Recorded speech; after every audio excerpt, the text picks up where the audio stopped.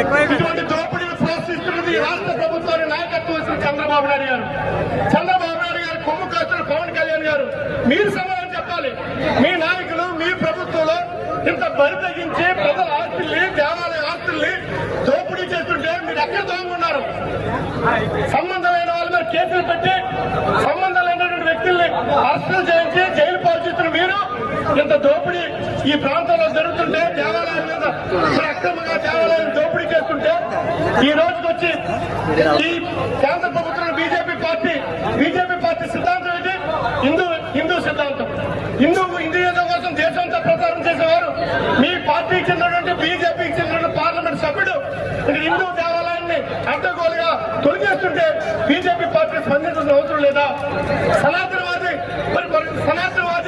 మన పవన్ కళ్యాణ్ గారు లేని కల్తీని సృష్టించి మెట్లు కలిగే మీరు ఇక్కడ అడ్డగోలుగా దోపిడీ చేస్తుంటే మీ పార్టీకి చెందినటువంటి జనసేన పార్టీకి చెందినటువంటి శాసనసభ్యుడికి ప్రాతినిధ్యం వహిస్తున్నాడు.